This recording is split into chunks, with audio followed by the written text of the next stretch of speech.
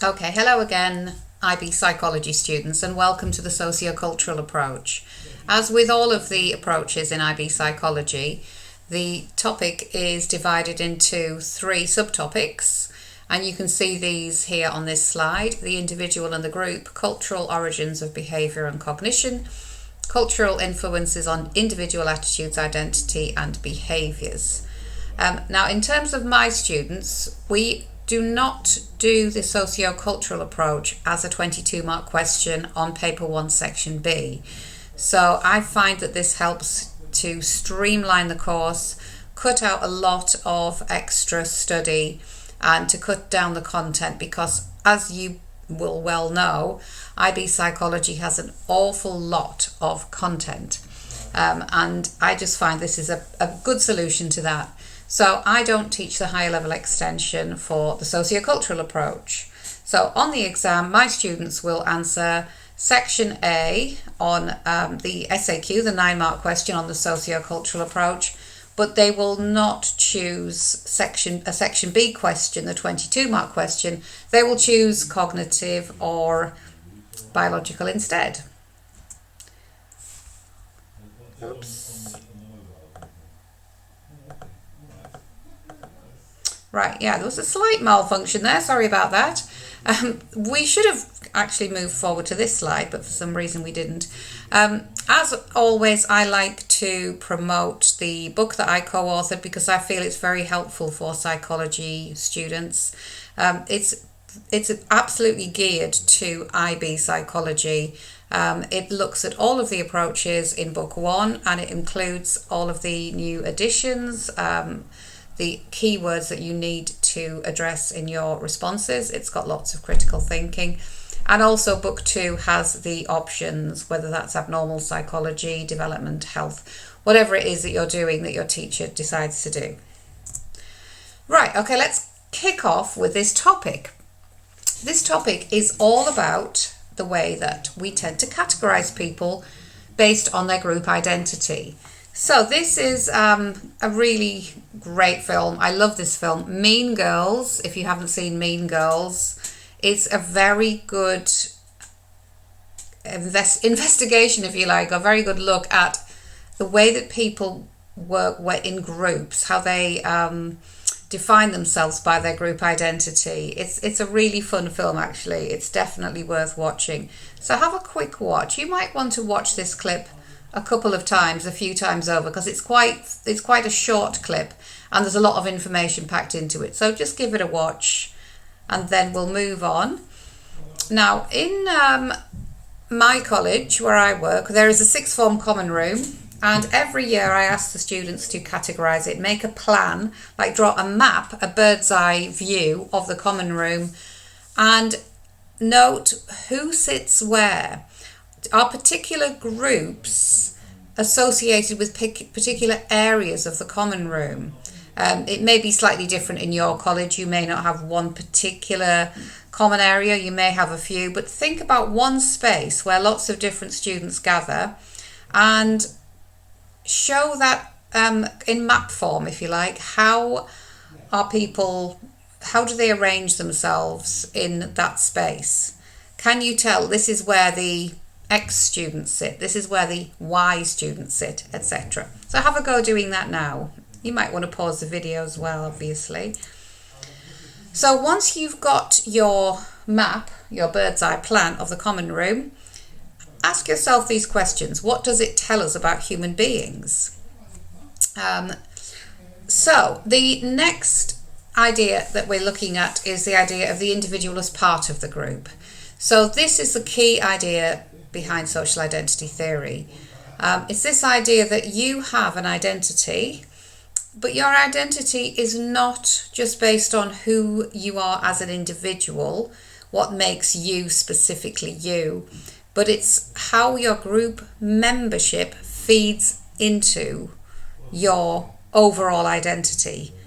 It's the idea that you have a social identity.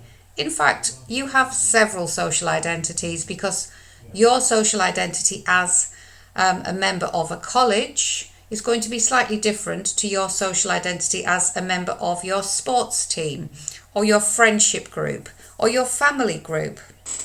So what I'd like you to do, read the information on this slide just to get an idea of what this means in terms of you as part of a group. So you might want to pause the video here and just read all of this.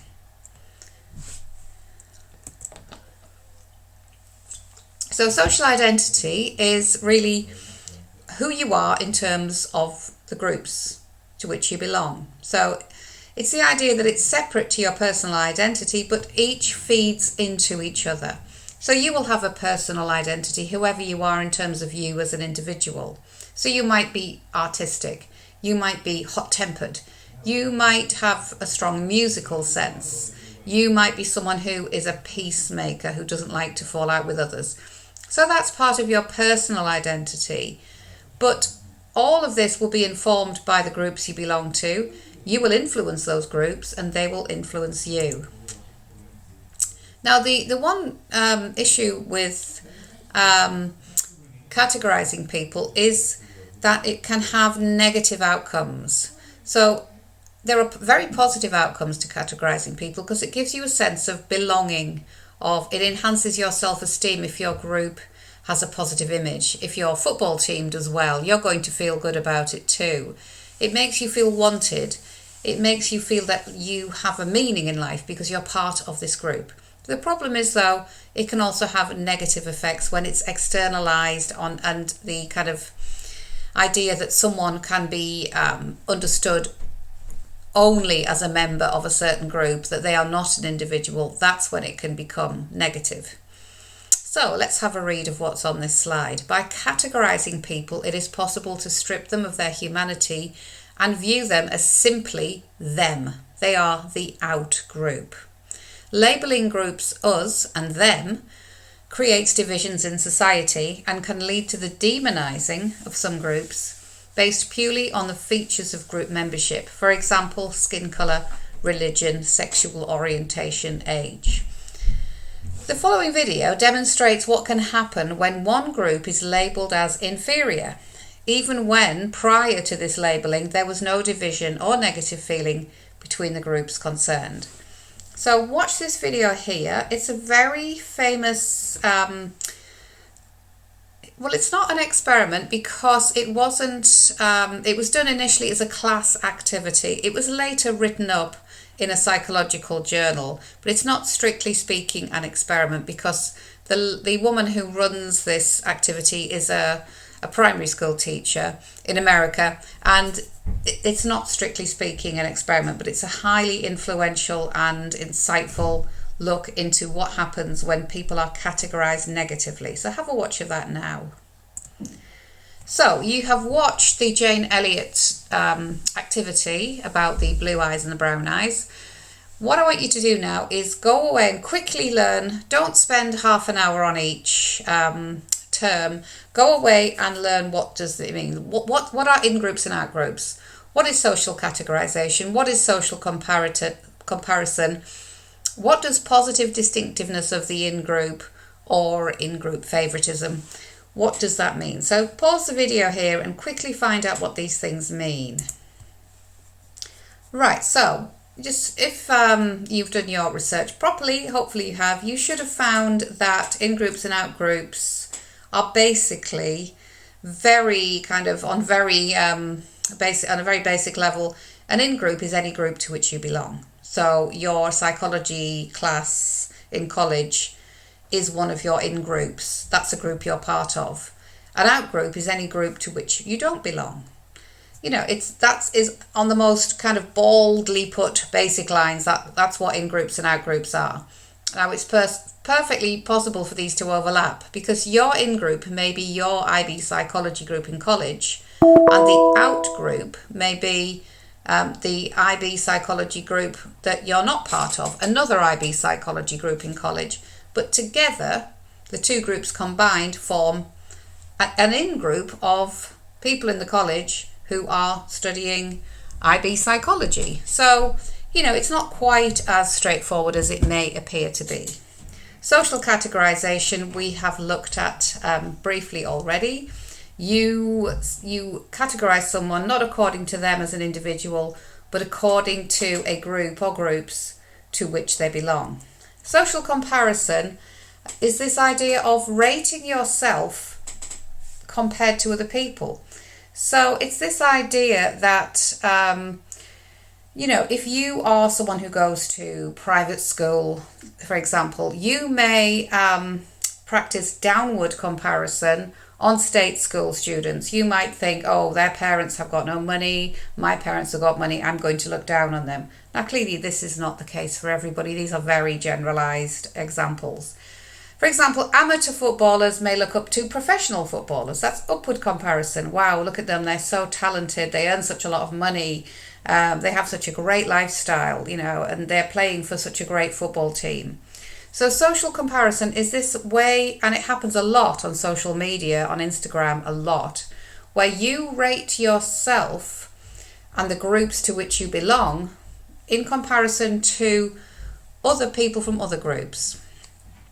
So it may be that you feel kind of bad about your own group because of some negative behaviour that group has performed. So it makes you as an individual feel bad because your group has performed badly. On an individual level, you might be comparing yourself to other people, particularly on social media. But if we think about it in terms of social identity theory, it's this idea of, I am a member of X group and I feel good about my group because we are much better than Y group. Let's say we beat them in a recent hockey match or something. Now the last one is the positive distinctiveness of the in-group, also known as in-group favoritism. What that simply means is you view your group, your in-group, as consisting of individuals, of people who are more interesting, unique, special, varied than the out-group. This is known as in-group heterogeneity and out-group homogeneity. For example, Hills Road students are boring, stuck-up workaholics, but at IVC, we're much more individual and full of different interests, skills and abilities than the Hills lot. So you take the out-group and you turn them into a uniform kind of blob. They're not interesting as individuals, they're all the same. You probably heard that expression before. Oh, such and such a group, they're all the same. And this is what can lead to prejudice, discrimination, stereotyping. So you prefer your group because your group, your in-group, it reflects well on you. If your in-group is full of interesting individuals who are not just a mass of homogeneous robots, it makes you feel good about yourself because you're part of that group. Have a go at this. List 5 of your in-groups. Here are some of mine. Okay, so have a go at listing some of yours. We'll just have, this is just a quick recap on what we've done, what social categorization and social comparison are, what positive distinctiveness of the in-group is. And now, as we move into looking at a study of social identity theory, we're going to start thinking about who we identify with and how the way that we identify with someone and with places to live may kind of feed into the way that we view other people. So, do you identify with this person? Now, if you are ethnically the same, if you are the same gender, if you are about the same age, particularly if you have the same hair colour, eye colour, facial features, you are much more likely to identify with this person than I am, because yes, I'm female, yes, I am Caucasian, but I don't look like she does. I'm much older as well. So there is a limit to how far I can identify with this person. Okay, here's someone else. So think about how far you identify with him. And what about this person here? And this person? And this person? And this person? And finally, this person. So the reason I asked you to do that is that there will be some factors which made you more likely to identify with someone. And I want you to think about this when we start to look at the study, whereby who you are, where you live, what you do will help, will kind of determine how easy it is for you to get on in life, as it were. Because if more people identify with you, if you have less of a kind of connotation with places and people that are thought to be bad and negative, then it is going to be easier for you to find your way through life, simply because people will associate more positive things with you, whether that's right or wrong. Is kind of, that's a very kind of ethical issue, isn't it? So here's just a little bit extra on that. Now, so we've thought about who we identify with. Let's have a look at, I'm going to list some places that you might end up living in. So for each place, think, if I ended up living in this place, how happy would I be? Would I feel at home there? Would I want to live there? Does this sound like it's a good place to live, like it's a nice place to live? And if so, if you think, wow, I would love to live there, then you give that 10. If you look at the place and you think, no, I've heard about that place, I don't think it's a very nice place to live, it's quite dangerous, not very good, then you would rate it 1. Okay, so here's a list of places. I mean, some of the places you might not know from personal, I mean, I've never been to Iceland, I've never been to Syria, I've never been to Russia or Sydney, Australia, but I have a kind of image of them in my head. I know that Russia is huge. I know that we're not just talking about we're not talking about Moscow, we're talking about the whole country. But for the purposes of this activity, just a generalized view of the place. So if I said to you, okay, you're going to go and live in the south of France, how does that make you feel in terms of your impression of what it must be like to visit there? So have a go and, do it for all of them. So for each place that you rated low, for example, Syria, why did you rate it low? Which factors determined this response? Now, for me, I don't want to live in Syria because I think it's a dangerous place to live. I'm sure that when there's not a war going on, when there's not a lot of violence and disruption there, it's probably a fantastic place to visit or live. But at the moment, I definitely wouldn't want to go there because my impression of Syria is it's dangerous. Okay, so with this in mind, click on these 2 links here. This first one is a news article about Brixton in South London.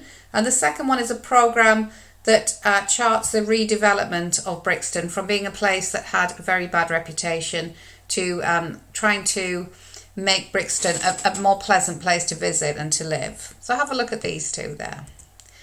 Right, now you can't do this if you are learning remotely or you are just studying at home. But do this, kind of interview yourself. Think about your hometown, your home city, your home village, wherever you live. There must be 1 or 2 areas of where you live that people think that's a bad area. You don't want to go there after dark, or it's not very nice, you wouldn't like to live there. Have a think about it and ask yourself these questions and maybe note down some answers. Why is it thought to be bad? Have you been there much? Was it okay? Did you like it? Did you not like it? And why do you think there is this attitude about this area? It may be that the area is fine, but people just have this kind of stereotype view of it. The key study that we're looking at is Haworth. Now this is where my students would find it on our version of Microsoft Teams. You can find this in our book, in Psychology Sorted, book number 1, Haworth 2002. I'm sure that you can find it maybe on Google Scholar. If you can't find it, don't worry. I'm sure there will be a suitable social identity theory study for you to do. So if you can find it, the next 2 slides are for you to work through with the study and to use to help you answer an SAQ. So the first thing you need to do is think about the method. Focus group interviews is the method that this researcher used. So have a look at research focus group interviews, then have a go at answering these questions. You can see there's the first one that I've got answered for you. So as the answers come up after the question, try and answer it before my answer comes up. Okay, so a good thing to do is just work through it and then see how far you got with that.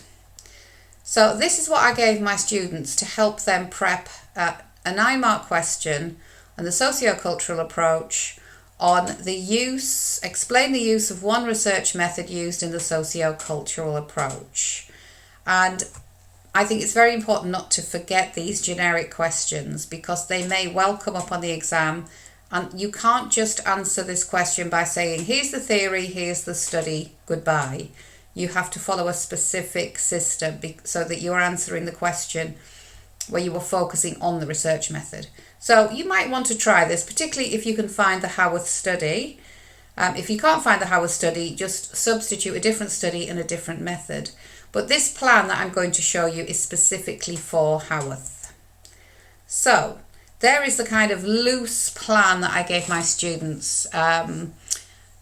Asking questions, prompting them to think about how they're going to structure their answer and what they're going to do. It's up to you, as I say, if you're using Howarth, then you can do this for Howarth. If you're not, just substitute another study, another method. And that pretty much is it.